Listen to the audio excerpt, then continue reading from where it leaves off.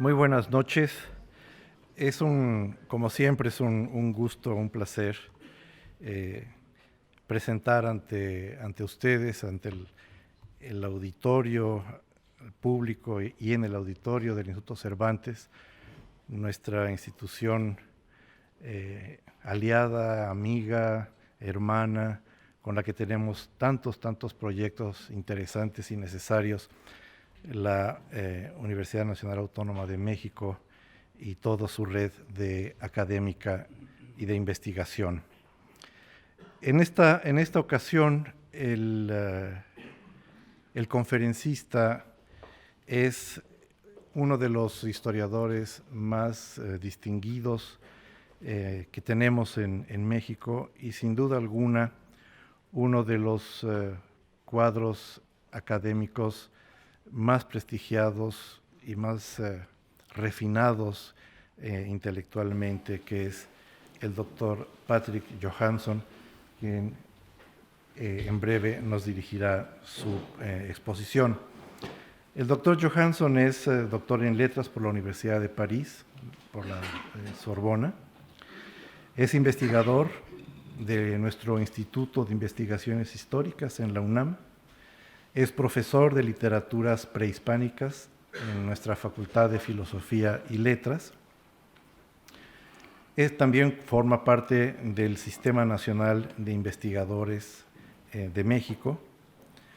Es miembro del Consejo de la Crónica de la Ciudad de México, miembro de número de la Academia Mexicana de la Lengua y miembro correspondiente de la Real Academia Española.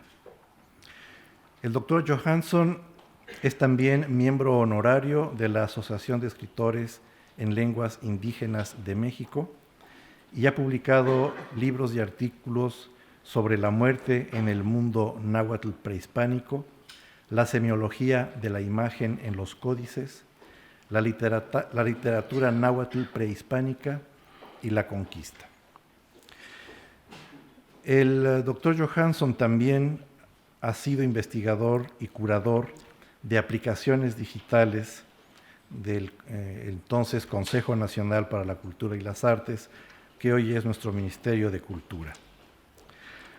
Asimismo, ha trabajado en este tipo de aplicaciones tecnológicas, en el caso del Códice Boturini para el Instituto Nacional de Antropología e Historia, y entre las distinciones que ha recibido destacan las siguientes: la presea Tepuztlacuiloli. Muy bien, muy bien. Ah, ¿verdad? Muy bien, Andrés. El Juchimán de Plata. Ha sido catedrático titular de la Cátedra de Estudios Mexicanos en Toulouse, en Francia. Ha recibido el premio de la Cámara Nacional de la Industria Editorial, Caniem, ¿es eso? Caniem, sí. Caniem, por su obra Anelhuayoxochitl, Muy bien. que significa Náhuatl, flor sin raíz. También ha detentado la cátedra Miguel León Portilla en el Instituto de Investigaciones Históricas de la UNAM, la cátedra Alfonso Reyes en la Universidad de París III, Sorbona, y el premio del Comité Mexicano de Ciencias Históricas 2010 como mejor artículo de historia antigua. Su libro más reciente es El español y el náhuatl, un encuentro de dos mundos 1519-2019, publicado por la Academia Mexicana de la Lengua 2020 y está en prensa. El tema que abordará el doctor Johansson pues no puede ser más apetitoso o más interesante, que es el encuentro de dos figuras fundamentales en la historia que compartimos mexicanos y españoles, el encuentro de Moctezuma y Hernán Cortés. Con ustedes, el doctor Johansson. Gracias.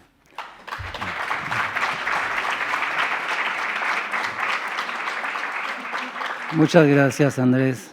Quiero agradecer antes que nada al Instituto Cervantes y a la UNAM aquí de Madrid por la invitación y muchas gracias a ustedes por estar aquí presentes hoy con este tema candente, ¿no? Porque 1519, 20 y 21 tenemos, digamos, 3 años así que vamos a estar hablando, digamos, de este encuentro de dos mundos, realmente, dos maneras de pensar, dos maneras de sentir. Y hoy vamos a ver, digamos, un punto importante. Este día 8 de noviembre de 1519, el encuentro de Cortés con Moctezuma. Yo creo que un punto importante antes de empezar sería de ver, digamos, el concepto de tiempo, ¿no? Hay un encuentro de dos epistemes que dos maneras de ver el mundo, dos maneras de pensar, de construir la cognición. Y yo creo que uno de los puntos muy importantes es el tiempo. La fecha que acabamos de ver, el 8 de noviembre de 1519, es una fecha histórica para el mundo europeo, digamos, no trae mayor consecuencia. Digamos, en este momento es digamos, un evento contingente, externo y contingente. Cortés llegó a México en estas fechas, digamos, en abril desembarcó en Veracruz, en abril de 1519, y todo el recorrido se hizo de manera lógica, enfrentando diversas dificultades, digamos, alianzas con los tlaxcaltecas y demás, la batalla de Cholula y hasta Iztapalapa, como lo vamos a ver en este contexto. Para Moctezuma es muy distinto. No es un evento externo y contingente que podría no haber pasado, sino que, según la percepción que vamos a ver precisamente hoy, es un evento interno y necesario. El tiempo en el contexto prehispánico es un tiempo cíclico, a diferencia del tiempo occidental que parte, digamos, en este caso del nacimiento de Cristo, hacia el futuro, y es un tiempo irreversible. Para el mundo prehispánico el tiempo es cíclico, es decir, que la fecha, por ejemplo, en este caso, la fecha indígena sería Seacat Unocaña. En este caso sería, digamos, la cuenta del año Seacat, el año Unocaña, 1519, el mes es el mes Quecholi, que tampoco ha sido, digamos, manipulado, pero yo creo que va a ser el punto que voy a desarrollar hoy en la noche. Me parece que la actitud de ambos, tanto de Cortés como Moctezuma, no ha sido percibido siempre de manera muy correcta. Yo creo que Cortés tenía, digamos, otras intenciones, sí, las conocemos, pero su actitud hacia Moctezuma fue quizás un poco distinta de lo que revelan algunas fuentes, ¿no? Y en el caso de Moctezuma tampoco fue tan, digamos, tan débil como uno lo podría haber pensado, sino que en un momento dado sí hizo con ciertas estrategias. Entonces el año es Unocaña, el año es 1519, el mes Quecholi, el mes tampoco pudo haber movido el mes, pero el día y la trecena, como lo pueden ver ahora en pantalla, 8 Chicoey Ejecat, o 10 días antes de la fiesta de Quecholi, hay 3 fechas, porque ciertamente que en este caso, digamos, la fecha no estaba bien determinada, sino que conllevaba, digamos, elementos mágicos. Ahora, en el tiempo, hablando del tiempo, en el contexto prehispánico, los acontecimientos que ocurren dentro de digamos, un periodo calendárico determinado están vinculados de manera entrañable con el tiempo. Es decir, que algo que ocurre, si ocurre antes o después, en una fecha determinada, en una trecena determinada, un mes determinado o un año determinado, digamos, cambia el efecto, cambia, digamos, todo lo que pertenece a este acontecimiento. En el contexto occidental es evidente que el tiempo trasciende el espacio y lo que ocurre trasciende las circunstancias, ¿no? Si algo ocurre hoy o mañana es igual, aquí o en otro lugar también es igual. Para el mundo mesoamericano y para el mundo náhuatl en lo específico, digamos, si algo ocurre en esta sala en este momento, tiene resonancias y tiene, digamos, una carga simbólica y un efecto real aparentemente muy distinto de que si ocurriera en otro lugar y en otro momento. Lo vamos a ver. Y en este contexto, los presagios fueron importantísimos, ¿no? Según lo plantean de manera ciertamente retrospectiva, una vez que los españoles ya estaban en México, se volvieron a considerar digamos, todo lo que estaba ocurriendo y el contexto. Y había presagios, Tetzahuitl en náhuatl, y uno de los presagios son 8 los que enumera Sahagún. Uno de ellos es la Cihuacóatl, lloraba en la noche por sus hijos que estaban perdiendo, ¿no?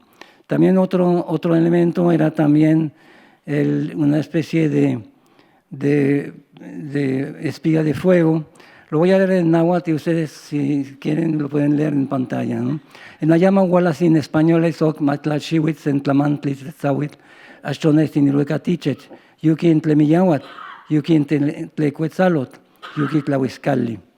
En náhuatl, aquí pueden ver la ilustración del Códice Florentino y como ocurría en el este, entonces era una señal inequívoca de que iba a suceder algo.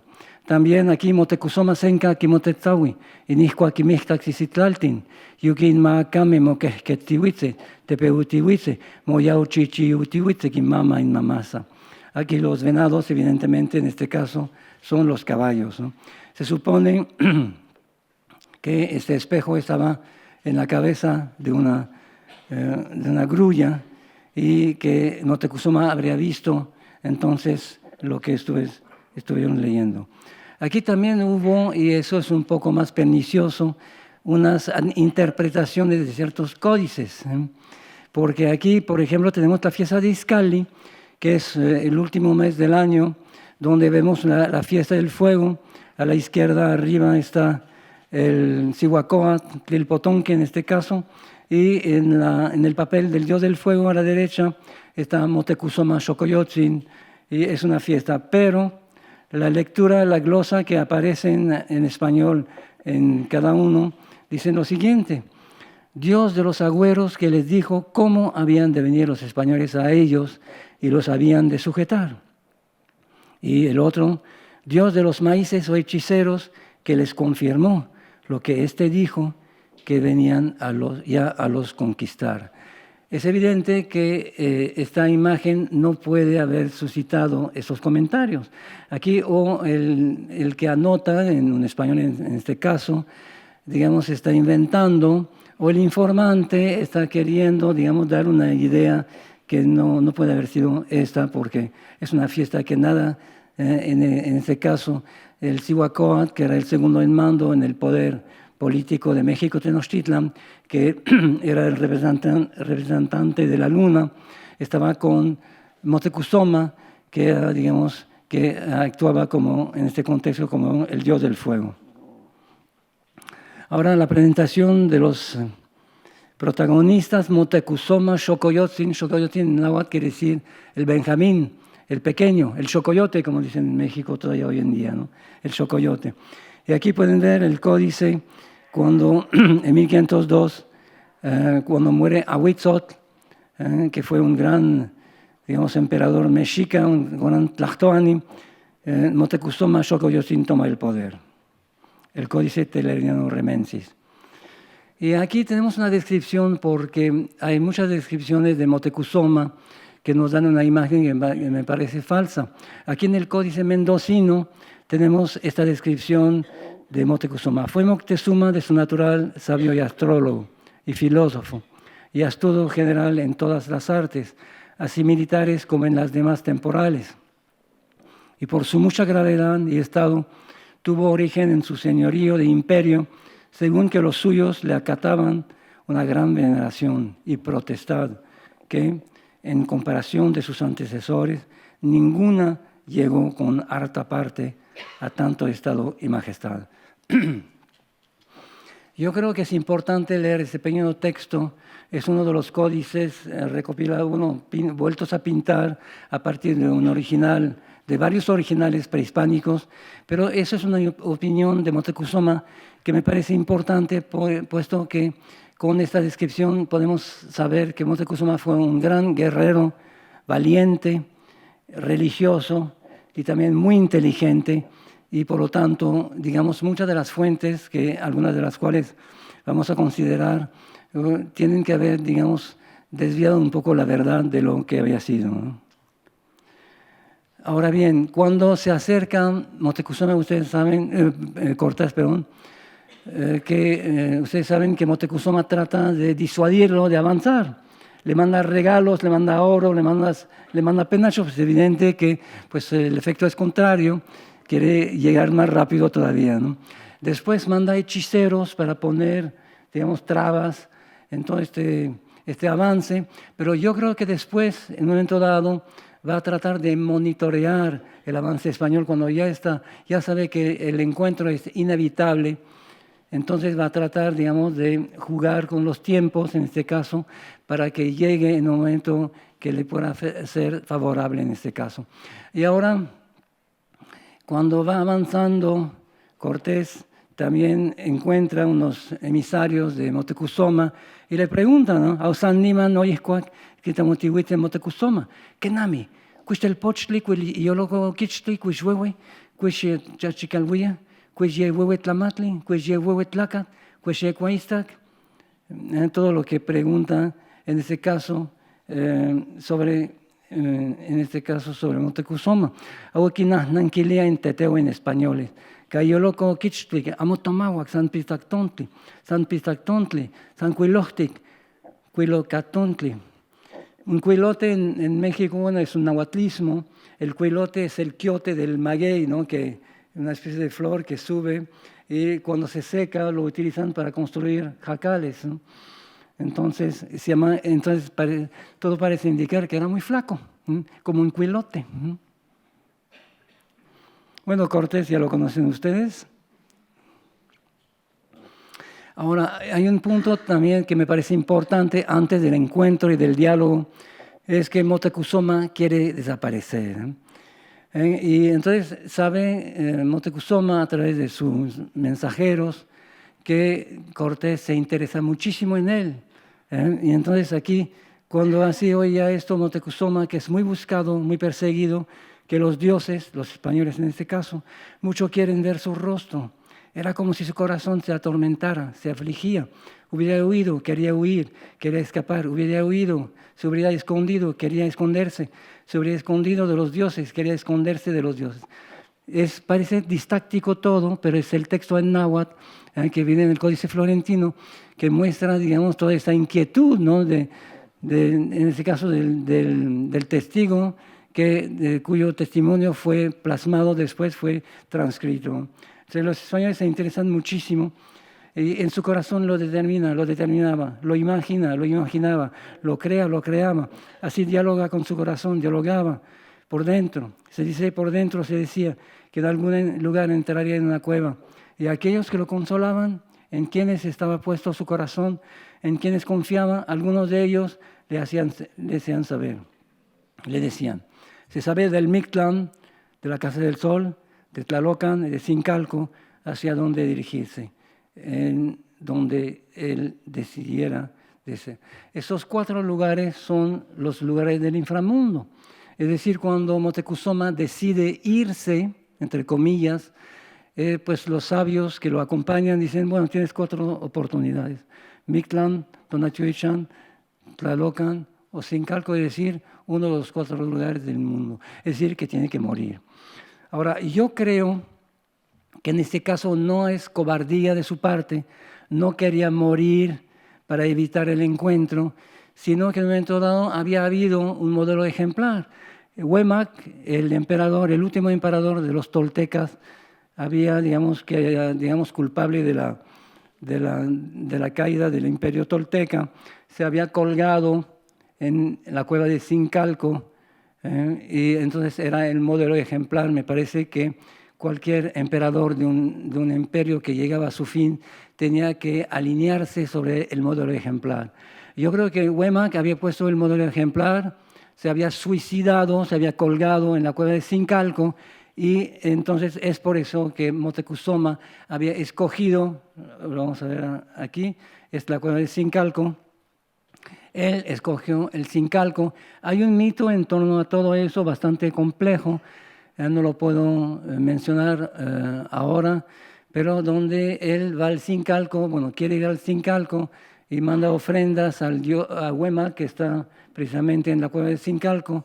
El dios es Xipetotec, el dios del desollamiento, pero el encargado del Sincalco es Huemac, pero 3 veces, digamos, lo manda, lo regresa, y en la cuarta, en el momento en que sí lo aceptaba, pues pasan muchas cosas por lo que no entra. Es decir, que en este caso quería seguir el modelo de Huemac, pero al fin y al cabo no se pudo suicidar según el mito, ¿no?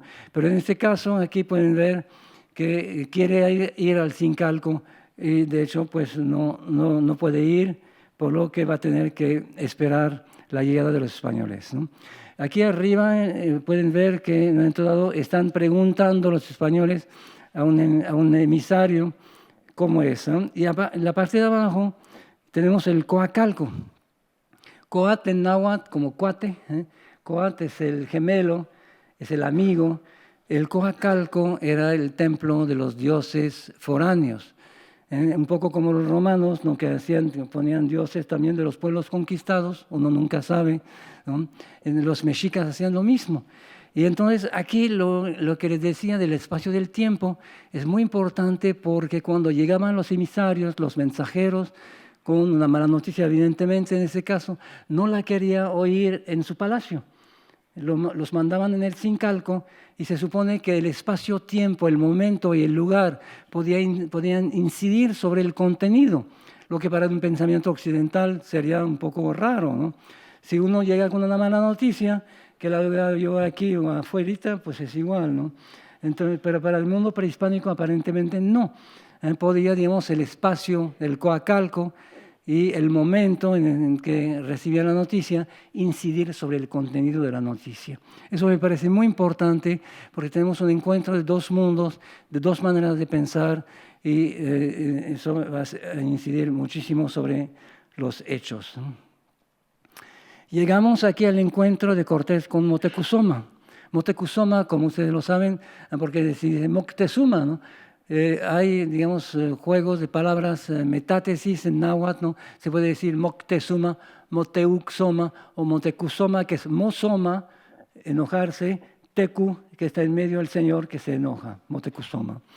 Y aquí pueden ver una imagen, así el caballito parece pony, Es una imagen de Durán que muestra un Cortés así amable, muy amable, y un Moctezuma que con su collar ahí que lo acepta. Entonces tenemos una idea, ese día 8 de noviembre de 1519, todo parece indicar que es un encuentro muy tranquilo, muy amistoso.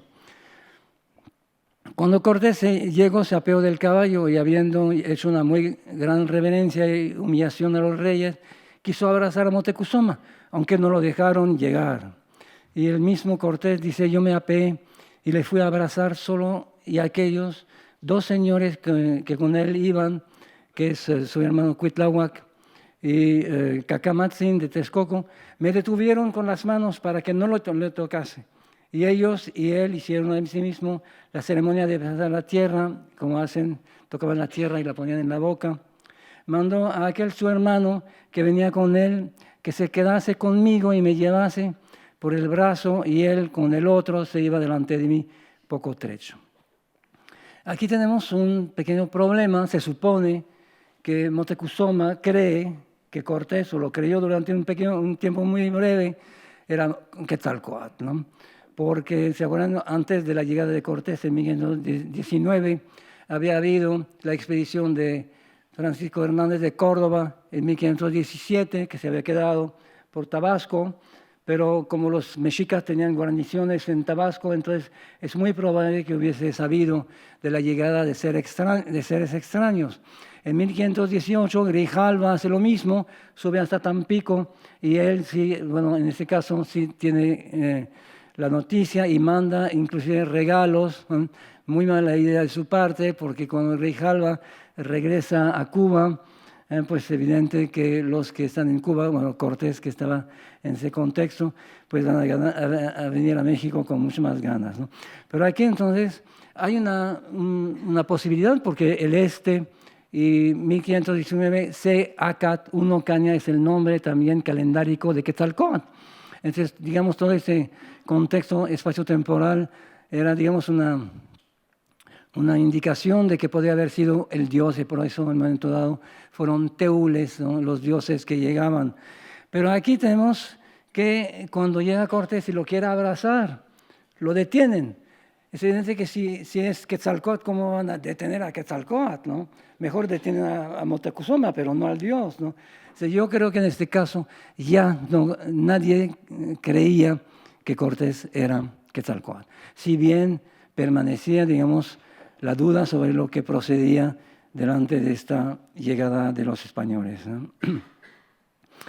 Y aquí, y tomando de mano de uno de sus grandes, un muy rico collar de oro, todo de muchas piezas de oro y piedras preciosas, se lo echó al cuello y en la mano le puso un muy galano y curioso plumaje labrado a manera de rosa. Sin esto, le puso un sartal de rosas al cuello y una guirnalda de rosas en la cabeza, y tomándose por la mano, los dos se fueron a la ermita de la diosa Tosi. Voy a regresar sobre este punto, es importantísimo. La diosa Tosi es una diosa muy importante del panteón azteca, y entonces el hecho de ir a esta ermita, a este templo, ciertamente que tenía una razón de ser, ¿eh? Que allí en el camino estaban donde el poderoso rey y el marqués se asentaron en sus asentaderos que aparejados les tenían.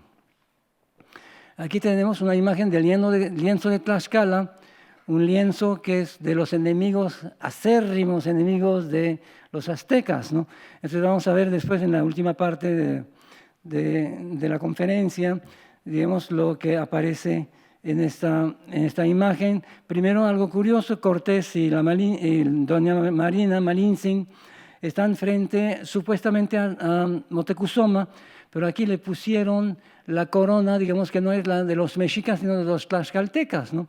Inclusive hay quien dice que no es Moctezuma y Cacamac y Tetlepanquetzatzin y Cuitláhuac, sino que son los de la República de Tlaxcala. Pero yo creo que en este caso sí es Moctezuma con su séquito, y están digamos, en ese contexto platicando con Cortés. Y así acaba la prolija y larga salutación. Moctezuma, por lengua de marina, habló al marqués y le dio la buena venida de aquella su ciudad, de cuya vista y presencia tanto holgaba y se recreaba, y que pues él había estado en su lugar y reinado y regido el reino de que su padre, el dios Quetzalcóatl, había dejado, en cuyo asiento y estrado él indignamente se había sentado y cuyos vasallos había regido y gobernado, que si venía a gozar de él, que allí estaba a su servicio, y que él hacía dejación de él, pues en las profecías de sus antepasados y relaciones lo hallaba profetizado y escrito, dice Durán. Y aquí llegamos al diálogo. Está doña Marina Malintzin, que había sido reclutada, por decirlo de alguna manera, algunos meses antes en Tabasco, y es muy probable que no hablara el español, bueno, de la manera en que aparecen en las fuentes. Y aquí me pregunto también en un momento dado, porque hay variantes dialectales también, el náhuatl de Moctezuma era ciertamente algo distinto del náhuatl de Coatzacoalcos, ¿no?, de donde provenía ella, ¿no?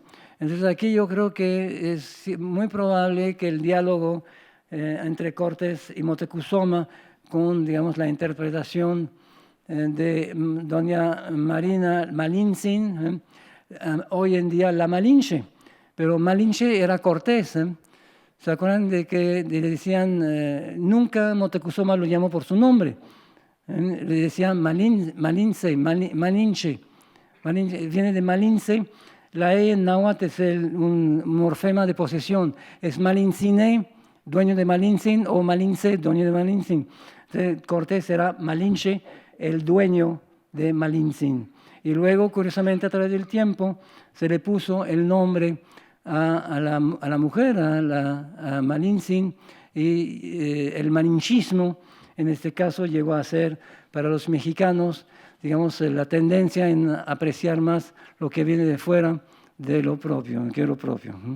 Y aquí tenemos esta imagen del Códice Florentino, y vamos a ver, según el Códice Florentino, el primer contacto. Cortés dice, Cuixamote, Cuixamoyete, Yeten Timotecuzoma, y Moctezuma, muy noble, dice, Caquemaca, Canehuatl. ¿Acaso no eres tú? ¿Acaso no eres tú? Él, tú, eres tú. Así viene en náhuatl. Realmente el ye en este caso es el apócope de yehuatl, él, y te es el apócope de tehuatl. Entonces aquí tenemos un Cortés que ciertamente ha oído hablar de Moctezuma durante mucho tiempo, y si bien él puede haber sido confundido con Quetzalcóatl por Moctezuma, pues también Moctezuma en el imaginario español y de Cortés es como un mito, ¿no? Y no da crédito, no lo puede creer, está frente a Moctezuma. Y aquí hay un texto que Cortés pone en su segunda carta de relación que me parece interesante. Según Cortés, Moctezuma habría dicho, las casas ya las veis, que son de piedra, cal y tierra. Y entonces alzo las vestiduras y me mostró el cuerpo diciendo, a mí me veis aquí que soy de carne y hueso como vos, y como cada uno y que soy mortal y palpable, haciéndose él con sus manos los brazos y el cuerpo. Ved cómo os han mentido. Es decir, que ciertamente a través de sus mensajeros, él sabía que Cortés pensaba que Moctezuma era prácticamente un dios. Y sabemos, por ejemplo, con Bernal Díaz del Castillo, que cuando los españoles estaban entre el Popocatépetl y Iztaccíhuatl y veían la Ciudad de México, pensaban que era de oro y plata. Es evidente que aquí tenemos toda una mitología también que a veces, digamos, no ha sido citada. Entonces, Moctezuma, según el Códice Florentino, habría dicho esto, bueno, si lo pueden leer en español mientras lo leo en náhuatl, Totecuyoe, Oticmoijehuilti, Oticmosiahuilti, Otlaltite, Tomachitico, Oitechumapechiltihuitico, Inmatzin, Motepezin, Mexco. Oipan, Tomuetzitico, Mopetlatzin, Ocpalzin, Ioachinzinca, Nimismopielili, o Misnonotlapielili. Aquí el petate, tu agua, tu monte, en México hoy, cuando una persona llega, lo invita a uno en su casa de ustedes. Yo creo que la primera expresión, digamos, en este caso, le dijo a Cortés que había llegado a su casa aquí en México, Tenochtitlan, ¿no? Y sigue aquí porque ya se fueron tus progenitores, tus gobernantes, Itzcoatl el Viejo, Moctezuma, Xayaca, Tizo, Cahuizot, quienes por un breve tiempo vinieron a guardar para ti, a gobernar para ti el agua, el cerro, México. En su espalda, en su ausencia, llevaron a tus más iguales. ¿Acaso todavía se sabe? En su ausencia, sin ellos, ojalá y algunos de ellos hubieran visto, se hubieran maravillado de lo que ahora me ocurre, de lo que ya veo en ausencia, sin ellos, nuestros señores. Y sigue, porque no sueño, no lo veo en sueño. No estoy durmiendo ni soñando, no lo sueño, porque ya te veo, miro tu rostro. Desde hace tiempo estaba yo en la espera. Allá estoy viendo, viniste de un lugar desconocido, viniste a salir de entre nubes, de entre neblinas. Ese es un texto que corresponde perfectamente al Huehuetlactoli. Y lo que me parece bastante sospechoso, estos textos fueron recopilados a mediados más o menos por 1560, es decir, que este diálogo entre Cortés y Moctezuma ocurre en 1519. Supuestamente hay testigos presenciales que dieron, cuando Sahagún estaba recopilando textos, este testimonio, y lo que había pasado realmente fue transcrito supuestamente. Pero la nitidez, la belleza de este texto nos hace sospechar, sobre todo si Malintzin estaba traduciendo, que ciertamente no se dijeron esas cosas de esta manera. Por lo tanto, yo creo que el hecho de pasar, de colar, digamos, lo que puede haber sido un diálogo bastante áspero, ¿no? En este caso, en una forma tan bella como el Huehuetlactoli, sería como una especie de acta notarial, ¿no? De decir, todo lo que dijiste lo pasamos en un texto de la tradición oral y por lo tanto queda que tú cediste el imperio mexica a Cortés, ¿no? Y supuestamente Cortés responde lo siguiente: Mayoylal in Motecuzoma, Macamamamauti, Casencatic Tlazotla, Cashcan Huelpachiwi in Toyolo, Catishimati in Tikaki, Cayeschichkawit, Sencatiquitasneki, Nishko in Tlachiasneki, Aoinin Otiquitaje, Otihualaje, Nichan Meshko. Que el corazón de Motecuzoma se tranquilice, que no tenga miedo, porque mucho lo queremos. Porque ahora se satisface en nuestro corazón, porque lo conocemos, porque lo escuchamos, porque desde siempre lo queríamos ver, su rostro queríamos mirar, y eso lo vimos cuando llegamos a su casa, a México. Igual que Caquisintotlactol, tranquilamente él escuchará nuestra palabra. Este texto también es formulario. Viene también cuando los religiosos en 1524 se encuentran con los principales y sabios indígenas, tienen el mismo discurso formulario, ¿no? Se rellena con cosas distintas según el contexto, pero es un discurso formulario y dudo mucho de que Cortés se haya expresado de esta manera en este caso, ¿no? Por mucho que la idea fuera un poco la misma. Entonces quiere mucho a Motecuzoma, sin embargo, muy poco después, pueden ver arriba los españoles que lo jalan y que ya no le tienen respeto para nada, y en la imagen de abajo lo manda detener, ¿no? Y como lo quiere mucho, le pone grilletes, ¿no? Para que no se vaya. Aquí tenemos el porqué. Hay una razón aparentemente. Juan de Escalante en Nautla, en la Cosa, fue asesinado por Cuauhpopoca, y le achacan a Motecuzoma que haya mandado, digamos, la orden de matarlo, ¿no? Eso sería una de las razones por las cuales lo habrían puesto grilletes a Motecuzoma y lo habían cuidado. Pero la otra es lo que vamos a ver a continuación, que podría ser también una razón distinta. Ahora bien, hemos visto que aparentemente el encuentro fue cordial, ¿no? Cortés se apeó, Cortés ahí le pusieron su guirnalda y todo, y en náhuatl vimos que Motecuzoma le da la bienvenida y le cede su reino, porque lo ha estado esperando durante mucho tiempo. Pero tenemos en el mismo documento, lo bueno es que hay contradicciones en el mismo documento, porque Sahagún recopilaba testimonios directamente de los informantes y en general, digamos, no intervenía, no, digamos, interpolaba el texto, lo decía tal cual, ¿no? Entonces aquí tenemos un texto, el capítulo 15 del libro 12, que narra el mismo día, 8 de noviembre, cuando los españoles salen de Iztapalapa por toda la calzada y llegan a México, Tenochtitlan. Y aquí vemos rápidamente, vamos a ver, primero la diferencia entre el texto en español de Sahagún, que realmente es la perspectiva. Sahagún está diciendo lo que pasó, y el texto en náhuatl no dice lo que pasó, sino cómo pasó. Partieron los españoles de Iztapalapa, todos aderezados a punto de guerra y en su ordenanza por escuadrones. Y el texto en náhuatl sería Auniman yeik walolini, inyeik walcalaquisque nicanmexco. Niman yeik mosesencawa, moyau chichiwa, moholpia, huelquilpia y neotlatki. Niman yeik yehuantin yein caballos, niman yeik motextecpana, mocuescuetilia, mohuihuipana, mosesepantilia. Pueden ver la diferencia que hay entre el texto en español, ¿no?, que va al grano, no es lo que pasó realmente, y el texto en náhuatl que reproduce, que da a ver y a sentir cómo fue. De hecho, cuando vemos el texto completo en náhuatl, realmente si lo leemos en náhuatl, hay que leerlo varias veces para saber lo que pasó, realmente resumirlo como lo hace Sahagún, porque está describiendo de manera extraordinaria todo lo que está viendo. El testigo ocular vio esto en 1519 y su relato se mantuvo hasta 1560 en la memoria del testigo, ¿no? Es una narratividad bellísima. Aquí vemos la imagen que lo ilustra.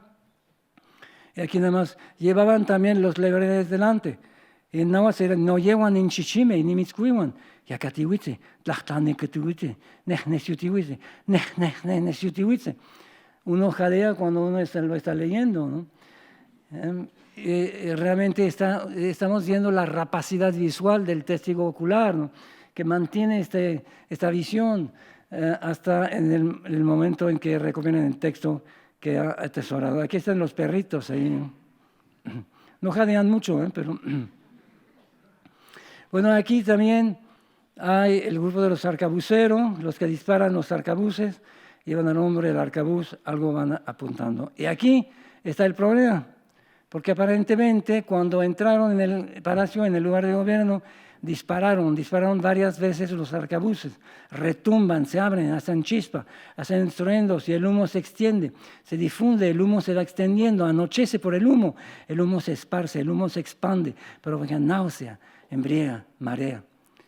Entonces aquí es evidente que la versión es muy distinta, no es se apeó y empezó a discutir, bueno, a tratar de abrazarlo y todo eso, sino que entran disparando arcabuces, como que ya no es el mismo, digamos, la misma versión, ¿no?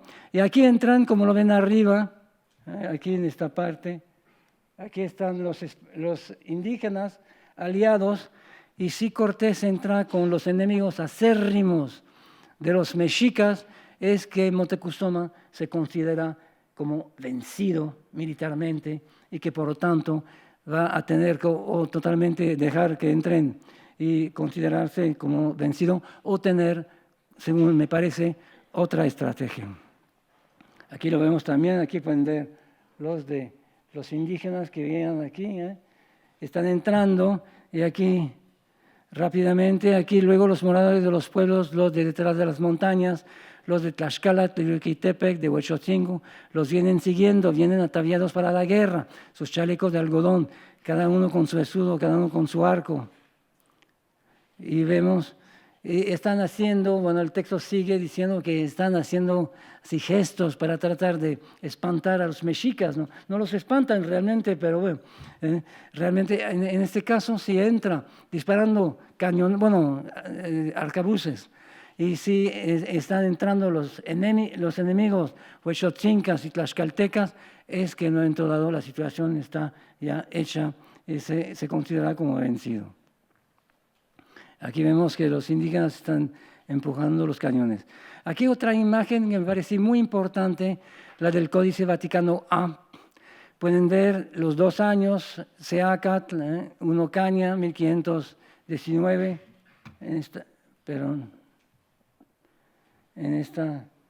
eso es 1519, 1520. Aquí vemos a Cortés que entra con la espada de Santiago, montado sobre su caballo, con la cruz, con el estandarte del Espíritu Santo. Y aquí pueden ver a Moctezuma. Aquí el signo, el glifo antroponímico, de Moctezuma es una corona Tetecuhtli. Y aquí como está desnudo. Por mucho que tenga un taparrabo, un mashlat, es prácticamente igual que desnudo. En este caso está despojado de los atavíos, de su mando, digamos, de todo lo que lo hacen ser. Entonces aquí tenemos esta visión que corresponde perfectamente a la segunda versión que acabamos de leer, ¿no? Que fue una versión totalmente agresiva, porque aquí está montado sobre su caballo y el otro pobre desnudo delante de él con su guirnalda, su collar de cosas preciosas o de rosas, en este caso. Y aquí vemos que aquí es el glifo de la guerra, el macuahuit y las flechas, y está con la pata del caballo, y muestra que están en son de guerra. Aquí es el besote de los tlaxcaltecas, lo que muestra, digamos, es una metonimia visual. Los tlaxcaltecas ponían este arco en la boca, ¿sí? y entonces eso muestra que están entrando con él, ¿no? Y aquí tenemos, bueno, eso ya es otro año, es 1520, la masacre del Templo Mayor. Aquí tenemos Quecholi, el mes de Quecholi, de las flechas en que entra a la Ciudad de México, Tenochtitlan. Y aquí tenemos los meses, abajo son los meses. Pueden ver Quecholi aquí, Atemosli, Atcahualo, Toxcat es la masacre que vemos aquí en Toxcat, y en Tecuiluitontli, aquí va a morir Moctezuma. Esos son los meses que corresponden a todo eso. Pero lo que me parece importante en eso es esta visión, ¿no? Aquí tenemos una visión de un Moctezuma totalmente vencido. El hecho de poner a alguien desnudo muestra que está totalmente vencido, en este caso en términos militares, ¿eh? Ahora bien, vamos a ir sobre el año. Xupowali es el calendario de los años y Cortés llega en 1519, uno Caña. Aquí tenemos el calendario del Xupowali con los creadores del calendario, Oxomoco y Zipac Tonal en este caso. Y ahora pueden ver aquí el año 1 Caña, que es la trecena de años de los 52 años, y aquí tenemos este elemento. 1 Caña, la diosa es Tepeyolot, la divinidad asociada al año 1 Caña del Xupowali era Tepeyolot, corazón del monte, advocación telúrica de la diosa Tosi, nuestra abuela madre del maíz Sinteot. Provocaba temblores. El hecho de que su templo, Tosititlan, ¿se acuerdan de que vimos que se para frente al templo de Tosi? Situado en el lugar del encuentro, podría ser significativo. El jaguar le era también asociado. El mes Quecholi me parece que es un mes también, es muy probable que no pudiera, son meses de 20 días, ¿no?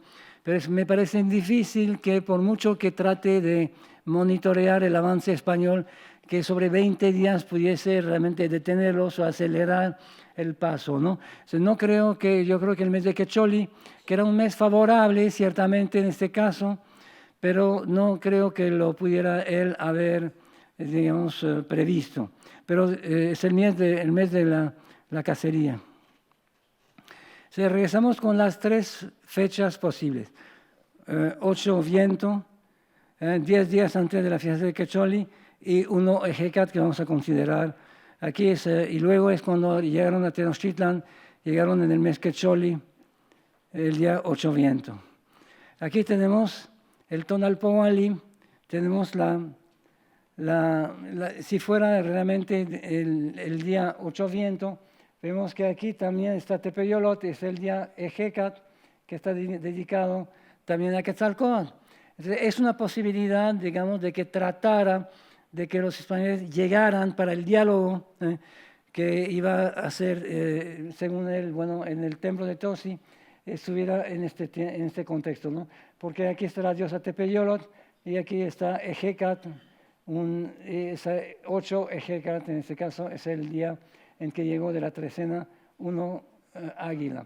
Y aquí es un día, digamos, que está vinculado con el juego, aquí el patoli, aquí el juego de pelota, y aquí un juego muy especial, es la relación sexual que está considerada como lúdica.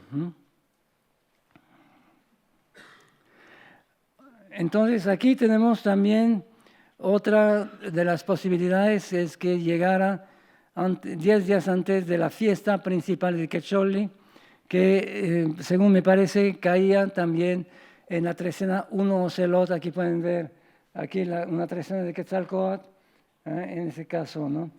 Ocelot, esa es la trecena de Quetzalcóatl. Sí, es muy probable que tratara también, es otra posibilidad, el hecho precisamente que no tengamos una fecha segura para el encuentro, quiere decir que había, digamos, algo, digamos, que no era, digamos, que estuviera con la fecha histórica, sino una producción de sentido, un contexto en el cual, digamos, ellos querían que hubiese llegado tal día, aunque no hubiese sido así, ¿no? Y aquí vamos a ver rápidamente un Ocelot, el primer día, el día, digamos, la tónica, en este caso, es jaguar, que es una fecha propicia. El Nahuiolín también, que es el día, aquí lo vemos, el 4 movimiento entraba como un signo, así dicen que es el tonal del sol. Muchos lo veneraban Moctezuma.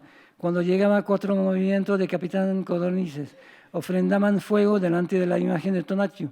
Delante de él disponían lo que se llama el penacho de llamas con rayos solares y al mediodía cautivos morían, eran sacrificados. Es decir, que el Nahuiolín, dentro de la trecena 1 jaguar, podría haber sido muy importante para Moctezuma para que llegara en uno de los días aquí de la trecena. El Chicomechochi también es muy importante. Los huastecos hoy en día, digamos, hacen una fiesta del maíz que es Chicomechochi. Acuérdense que él quería ir a la casa del maíz al Sincalco. Entonces, 9 Ejecat también es importantísimo por una razón que vamos a ver a continuación. Y 13 Miquistli, pues la muerte en ese caso podría haber sido la muerte deseada de los españoles y de Cortés, ¿no? Bueno, en esta fecha aquí tenemos esta fecha de Ejecat. Bueno, la ven aquí, indicada con la manita, que es también una fecha en los que nacían, el que nacía en este 9 aire sería libre, dichoso, y aunque fuese de bajo linaje, vendría a tener grandes cargos en la República. Entonces, es una de las fechas también 9 Ejecat, en la que podría haber deseado Moctezuma que se hiciera, que tuviera lugar el famoso diálogo. Y tenemos la tercera opción, que es Uno Viento, C. Ejecat, que entraron a México en este año Caña, pero en el día Uno Viento. Y aquí sería la parte, digamos, el Tonalpohualli, que corresponde a Uno Ejecat. Y aquí tenemos que era también de Quetzalcóatl, lo que muestra que todo es Ejecat, todo es viento, todo es Quetzalcóatl. Las 3 opciones corresponden a lo que podría haber sido la intención que tenía Moctezuma de monitorear el avance para que se hiciera dentro de un contexto espaciotemporal que le fuera favorable. Y ahora hay también aquí el templo de Tosi, el cual Moctezuma, llegado a un lugar que se llama Tosititlan, que era junto a la primera cruz que está en la calzada a la salida de México, allí hizo parar a toda su gente y esperó la llegada del marqués. Es decir, que el templo de Tosi podría haber ido un poco más adelante hasta Xolosco, porque la calzada que venía de Iztapalapa era mucho más, digamos, unos más o menos 400 metros más adelante. Pero se paró a esperar a Cortés en el frente al templo de Tosi y, según me parece, a donde entraron, la ermita famosa es la diosa Tosi, el templo de la diosa. Y tomando de la mano de uno, bueno, eso ya lo hemos visto, los dos se fueron a la ermita de la diosa Tosi, que allí en el camino estaba, donde el poderoso rey y el marqués se asentaron en sus asentaderos que aparejados les tenían. Y regresamos a la imagen de los enemigos, aquí en el lienzo de Tlaxcala, en la parte de la derecha, en todo el lienzo, en la parte de arriba, vienen, digamos, desde Veracruz hasta la Huasteca, todo, digamos, el avance español, y vienen los glifos toponímicos. En ese caso sería Tenochtitlan, Tetl, de Tetl, que es piedra, y aquí lo que sería, que parece Nochtli o Nochestli, y que sería el glifo de Tenochtitlan. Pero aquí hay un problema, es que hay una mano aquí, una mano que no corresponde para nada, porque es una mano, es más bien una palma, Macpali en náhuatl, que no viene, y un personaje rarísimo aquí que vamos a considerar. Ahora bien, si regresamos a esta fecha posible, Uno Viento. En esta fecha, si era un hombre común que nacía, se decía de él que era un tlacatecolot, un demonio, un hombre tecolote, un hombre búho. Se posesionaba de la gente y la volvía estúpida. Danzaba con el brazo izquierdo de una mujer muerta en el primer parto, o la hacía bailar el brazo, era un destructor de la gente. Cuando moría una mujer en el primer parto, era considerada como una guerrera que había muerto en la guerra o en sacrificio, ¿no? Y en su entierro, los Temacpalixtoxtique, esos brujos, trataban de cortarle el brazo izquierdo, y cuando lo lograban, y aquí ciertamente que era uno que intervenía, que lo había logrado, entonces adormecían y hacían todo lo que ustedes están leyendo. Decían que tenía virtud del brazo y mano para quitar el ánimo de los que estaban en casa donde iban a hurtar, de tal manera los desmayaban que ni podían menearse ni hablar, aunque veían lo que pasaba. Yo creo aquí que tenemos un contexto de este tipo. Aquí tenemos algo muy raro. Es el grifo de Tenochtitlán, Tetla, como le hemos dicho, Tet, la piedra, y Nochtli, que sería la tuna, en este caso. La mano Macpali no tiene cavidad semiológica en este contexto toponímico. Entonces, la persona que está al lado tampoco. O sea, lo que propongo yo es que la hipótesis, ¿no? El brazo que ostenta el personaje es el brazo de una mujer muerta en el primer parto. Se observan, como lo pueden ver, los aquí dedos. Este brazo es evidente que solamente no es anatómico, ¿no? Y también aquí las garras que están aquí y este objeto que vamos a ver ahorita está como muy raro. La hipótesis es que el brazo que ostenta el personaje es el brazo de una mujer muerta en un primer parto. Se observan los dedos mapili, de una mano una garra y un extraño objeto, simplemente un signo debajo del brazo. Aquí sería eso, ¿no? T, el nombre para gente de Tet, la piedra, y Tet Macpali, Temacpalixtotique, el que baila con el brazo de una mujer muerta en el primer parto. Y aquí tenemos una comparación, aquí tenemos el Tetlepanquetzin, Tlactoan y Tlacopan, que fue colgado con Cuauhtémoc cuando iban rumbo a las Higueras. Y aquí pueden ver este Tentli aquí, Tepanquetzan en náhuatl quiere decir hechizar. Aquí tenemos Tentli y aquí Tepanquetza. Tetlepanquetzin sería el nombre, digamos, el que hechiza a la gente con sortilegios. Nada más para corroborar lo que estoy diciendo en este caso. Tetlepanquetza sería hechizar a alguien con sortilegios, y Te sería el pronombre personal indefinido para gente, y Tepanquetza, hechizar. Y entonces aquí este brazo sería el brazo de un Temacpalixtoxtique, y esta persona sería precisamente el que tiene este brazo y que está agitando para adormecer a la persona. Ahora, pueden no haber sido, acuérdense de que los tlaxcaltecas eran enemigos de los mexicas y que podría haber sido que no fuera así, pero querían, digamos, que creyera que había sido, y a lo mejor por eso, si los tlaxcaltecas dijeron que estaban haciendo brujerías mientras estaban platicando muy cómodamente y que atrás, en otras bambalinas, estaban haciendo así digamos, brujerías, podría haber sido terrible. Ahora, el lienzo de Tlaxcala tiene varias copias. El original ha desaparecido y la copia que estamos viendo, esta es de Chavero, una copia tardía, y esta es, digamos, la que está en el Museo de Antropología.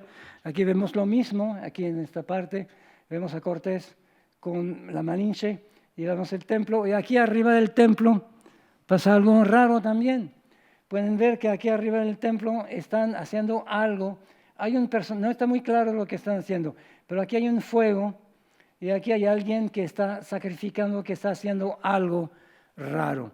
Entonces, según estas dos imágenes, me parece claro que cuando estaban platicando en el templo Tosititlán, el templo de la diosa Tosi, Moctezuma y Cortés, estaban en alguna parte arriba, atrás del templo, estaban haciendo brujería, hechicería o sacrificios, digamos, para tratar de vencer al que estaba, en este caso, en su lucha dialógica con Moctezuma.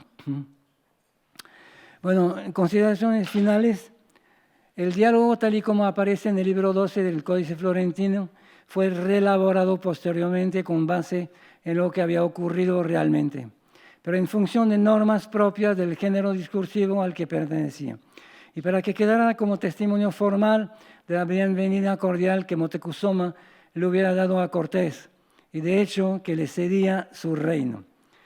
No quedan en el palimpsesto del texto huellas de lo que podría haber sido un intercambio más recio de palabras.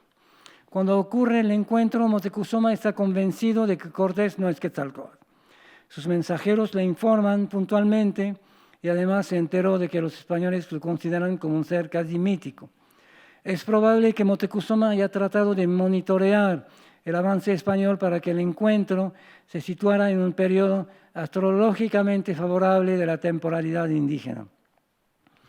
Por otra parte, es también probable que durante el diálogo entre Cortés y Moctezuma, unos sacerdotes hechiceros trataran de incidir sobre lo que estaba ocurriendo mediante sortilegios. Las distintas maniobras secretas de Moctezuma, denunciadas quizás por espías de los tlaxcaltecas, llevaron a Cortés a encerrarlo poco después del encuentro, si no es que lo había maquiavélicamente planeado antes, ¿no? Y eso sería Tazokamati, gracias.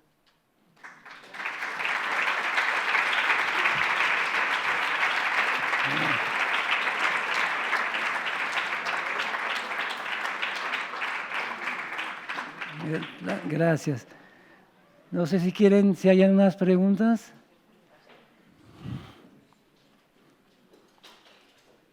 Es una versión, pero yo pienso que realmente lo que estamos viendo en la parte de la derecha, en este caso, me parece que es totalmente anormal.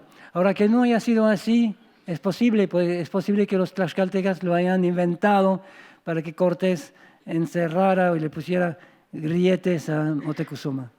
¿Sí? Dos preguntas que van como a la presentación del principio. Cuando dices que hay una grulla con un espejo, ¿es un espejo de obsidiana de Tezcatlipoca o cuál es la importancia de ese espejo ahí? Ese parece que en este caso podría ser el Tlachialoni de Tezcatlipoca. Eso sería, digamos, la parte en este caso, ¿no? ¿Y para qué le servía? ¿Es para adivinación? Sí, bueno, así la imagen, aquí lo interesante es que el texto no corresponde a la imagen, porque se supone, en el texto nos dice que en la cabeza, arriba de la cabeza había una especie de espejo que dentro del cual estuvo viendo eso, pero aquí estamos viendo que está con el Tlachialoni, lo que dice usted, ¿no? Que está viendo con, digamos, el mirador de Tezcatlipoca. Aquí lo interesante es que las ilustraciones del Códice Florentino a veces no coinciden con lo que dice el texto, lo que nos muestra que el tlaxcuilo indígena, que pinta a la manera un poco española, como lo pueden ver en el trazo, ¿no? Tiene, digamos, otra información, tiene, como dicen algunas personas, otros datos.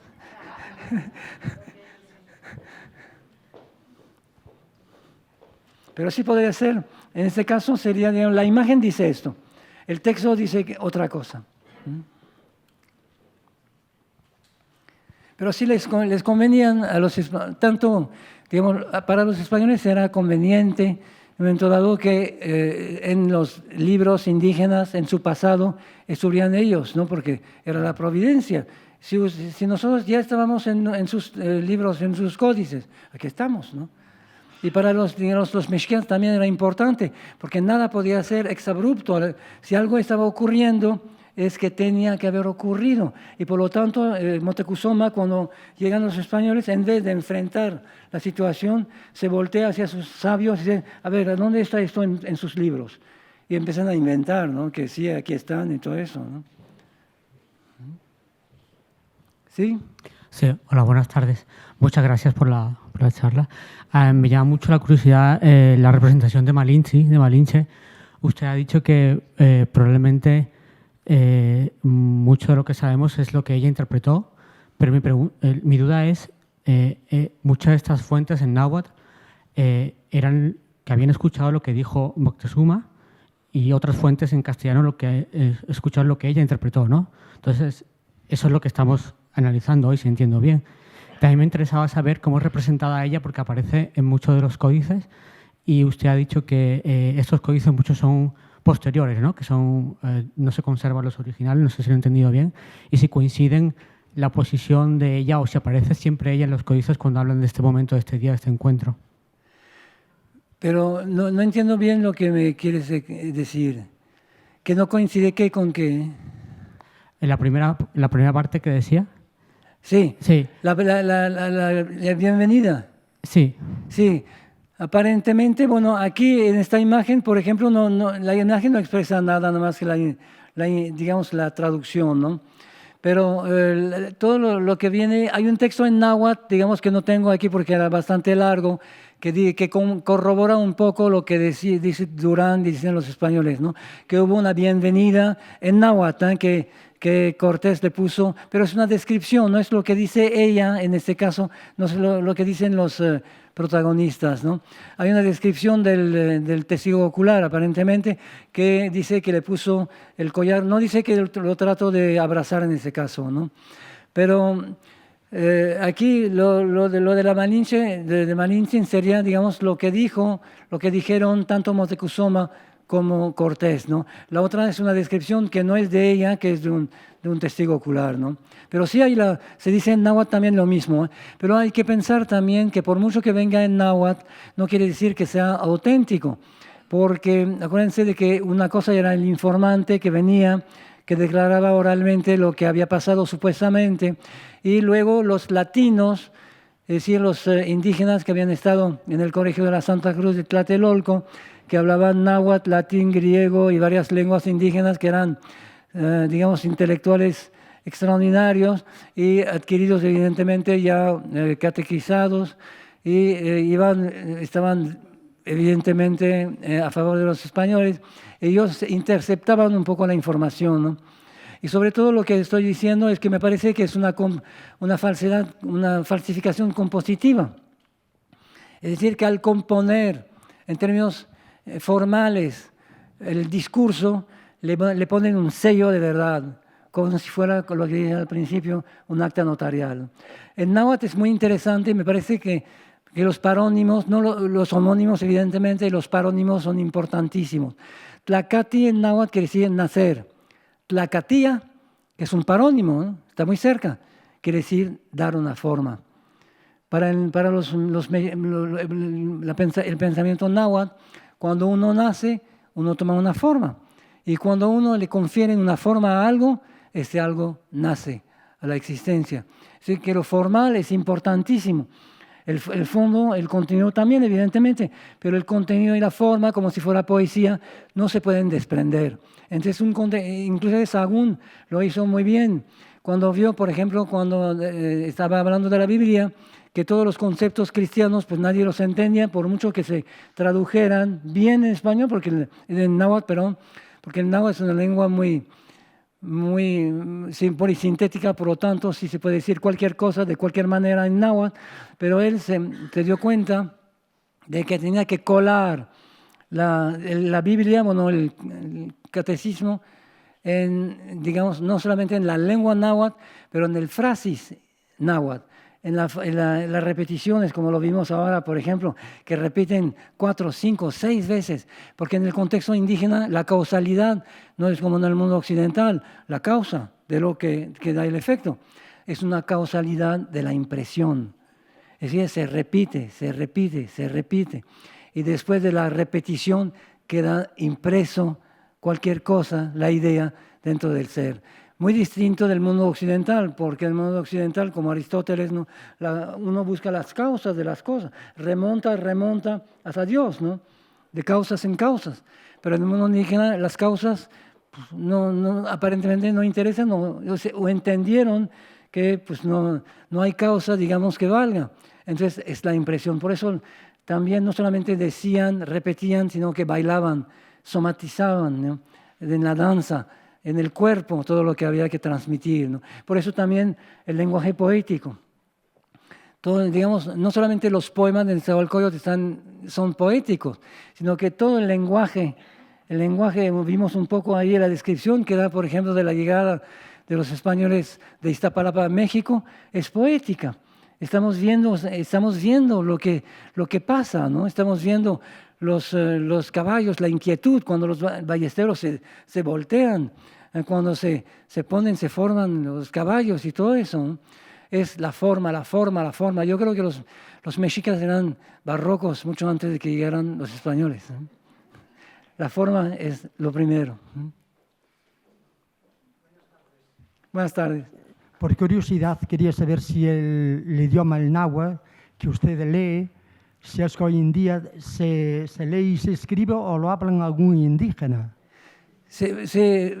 Bueno, se escribe el náhuatl, ¿eh? Y yo, aprendí el náhuatl yo yendo a la sierra, no solamente con mi querido maestro Miguel León Portilla, ¿eh? Que vamos a conmemorar el próximo jueves, sino también me fui a la sierra para poder, digamos, hablar en náhuatl de una manera un poco más espontánea, ¿no? Entonces, se escribió desde la conquista, evidentemente, ¿no? Con el alfabeto. Y realmente había pocas diferencias. El alfabeto latino sirvió bastante bien, solamente las oclusivas glotales como Tlahtoa, ¿no? Que pusieron H y nunca la ponen, pero en general más o menos lo pudieron ver o leer, ¿no? También, digamos, lograron, es que fue un extraordinario, ¿no? Lo que hicieron. Imagínense llegar entre gente que hablan náhuatl sin saberlo y solamente así escuchándolos hacer gramáticas como la gramática de Olmos en 1547, ¿no? Que es una gramática del náhuatl, ¿no? Poco después de la de Nebrija, ¿no?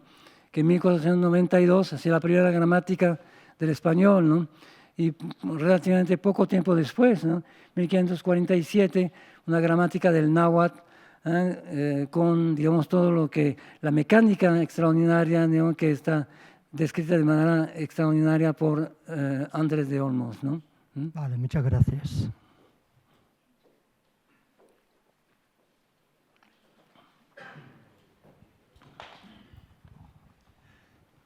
Yo primero quisiera felicitarle por la profundidad de su presentación, con la doble intencionalidad de hablar náhuatl y en castellano. Y me gustaría saber si tengo esperanza de seguir con la versión que siempre he vivido de ese encuentro, representada por el cuadro o mural de Orozco en el hospital de Jesús Nazareno.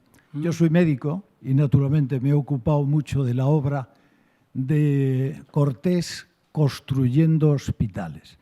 Y ese cuadro representa más cordialidad que el que he oído esta tarde y representa además, hay un monumento, como conoce muy bien, recordando ese encuentro y el hecho de que Cortés hiciera el primer hospital que se hace en México, fíjese, en 1524, un hospital que resultó ser mejor que los hospitales europeos de la época. Y sigue siendo hospital hoy en día, ¿eh? Sí, sí. Incluso hay un cardiólogo que tiene mi nombre y cada vez que paso por allí voy a ver si lo encuentro, pero nunca lo encuentro. No, vamos, esa parte me da alguna esperanza de que yo pueda seguir creyendo en esa cordialidad y en ese hecho histórico tan importante, que alguien construya un hospital como recuerdo del encuentro, de que ese encuentro fue mucho más acogedor que... Y luego la segunda cosa que me gustaría que me aclarara, que es un problema, que es cuando llega Cortés a México, los mexicas colúas no tienen una historia mayor de 150 años, mientras que los mayas, donde ha estado previamente, llevan miles de años de historia detrás, muy mezclada, por supuesto, ¿no? ¿Por qué le ha interesado más el náhuatl que el maya? Porque da la impresión que todos los glifos que utilizan los mexicas son los glifos mayas. ¿Es cierto eso o es...? ¿Son los qué, mayas? Los glifos, los jeroglíficos. No, pero no. Yo creo que la escritura... Bueno, la primera pregunta sería, esperamos que estos 3 años, 19, 20, 21, sean, digamos, la concordia, que lo dudo un poco, porque ciertas declaraciones no estuvieron en este sentido, ¿no? Pero yo creo que sí, porque hay muchos congresos, muchas conferencias que van en ese sentido, porque Cortés fue un valiente, inteligente, maquiavélico, evidentemente, como hombre de su época, ¿no? Pero yo creo que es evidente, también quiso estar en México, digamos que su tumba estuviera en México, desapareció, inclusive ahora no sabemos a dónde está realmente, ¿no? Porque se supone que estaba en la iglesia que está detrás del Hospital de Jesús, ¿no? Y uno va allí, ¿no? Desapareció. Nadie quiere saber dónde está, nadie quiere decir más bien dónde está el cuerpo de Cortés, ¿eh? Pero creo que va a ser ciertamente un pretexto para la concordia. El otro no son signos mayas, ¿eh? Digamos, la escritura mexica, la escritura náhuatl era pictográfica. Eso me parece muy importante porque la pictografía realmente es la pintura misma, puede ser, digamos, mimética, si es un caballo, así como lo vimos, por ejemplo, en el caso del Códice Vaticano A, ¿no? Que es un códice colonial, en este caso, pero aquí vemos realmente, eso es la pintura, no es maya. Los mayas tenían una escritura logográfica, ¿no? Que estaba una parte de la lengua, digamos, elementos fonéticos mezclados con elementos también pictóricos, ya sea ideográficos o fonéticos en este caso, ¿no? Y aquí pueden ver que era una pintura y que aquí lo que hay es una semiología de la imagen. Yo creo que en el caso del Vaticano Ríos, en este caso es un códice colonial, entonces perdieron un poco, ciertamente, que los españoles dijeron que su pintura, digamos, no era muy entendible y que entonces los tascuilos aprendieron con Gante en Texcoco, en San José de los Naturales en México, a pintar de una manera un poco más supuestamente realista. Aquí lo que perdieron mucho, pero perdieron lo simbólico, que era su manera de pensar más bien, ¿no? La realidad como que era un poco irrelevante y la única verdad era la simbólica, ¿no? Así como decía Borges, ¿no? Que la exactitud histórica pues más vale en este caso la veracidad simbólica, ¿no? En la novela en este caso, pero yo creo que es importante. Y aquí tenemos una escritura pictográfica, ¿no? Hasta con los mixtecos también es así, ¿no? Es bastante distinta de la maya, ¿no? Y aquí pueden ver que no hay ningún signo maya en ese caso, ¿no? Doctor, muchas gracias por su conferencia. Estoy aquí. Hola. ¿A dónde está? Hola. Muy interesante todo. Y yo, muchas gracias. Le quiero preguntar, cuando usted mencionó el caso de Coacalco, ¿por qué es metafórico el glifo? Es decir, aparece una serpiente que es el coatl, ¿no? Sí. Entonces, ¿por qué habla usted de cuates? ¿Qué es la palabra cuate? Yo no sé si use aquí en España cuate como gemelo o amigo. Pero usted habló de los inmigrantes o de los extranjeros. Ajá. Es decir, ¿hay detrás de eso qué? O sea, ¿cuates en qué sentido? Gemelos, cuates, amigos. Serpiente. Y la misma serpiente que está allí en exactamente. El glifo, que sale de la casa. Sí, parece que Quetzalcóatl en este caso sería la serpiente emplumada. El caso de Quetzalcóatl es un poco especial porque el Quetzalcóatl, por ejemplo, teotihuacano, es una serpiente emplumada realmente, ¿no? Es decir, que vincula el cielo y la tierra en un contexto agrícola, ¿no? Luego tenemos el Quetzalcóatl, el dios del viento, Ejecatl, y luego vamos a tener un Quetzalcóatl de Tula, que fue un rey sacerdote, ¿no? Se desmultiplica un poco de manera hipostática el Quetzalcóatl, se vuelve muy complicado. Pero la palabra Coatl llegó a ser ciertamente el gemelo de Quetzalcóatl, porque Quetzalcóatl puede ser el gemelo precioso también, Quetzal, que es la pluma de Quetzal, que remite no solamente a la pluma, sino de manera muy general a la belleza, a la fragilidad, y Coatl, en ese caso, que vendría como gemelo, y de gemelo amigo, y de amigo, bueno, de cuates. Entonces aquí son los dioses cuates, por mucho que sean enemigos. Aquí el curioso también lo que hay que ver en el contexto del pensamiento indígena es que el enemigo también es cuate. muy distinto del contexto occidental, donde el enemigo hay que destruirlo. En el contexto indígena, y yo creo que Cortés le debe la vida a este contexto. ¿Se acuerdan que después de la Noche Triste, cuando ya se habían ido, en la batalla de Otumba del 7 de julio de 1520, Cortés había sido capturado, pero lo querían llevar de regalito a Huitzilopochtli para sacrificarlo, en vez de matarlo in situ. Y llegó Sandoval y lo liberó. En este caso. Y entonces el antagonista, inclusive cuando un guerrero tenía un prisionero, había una relación de padre a hijo entre el captor y el cautivo. Y cuando, inclusive cuando los mandaban a sacrificar, él no podía comer la carne de su hijo porque era como, una simonía o algo de este tipo, ¿no?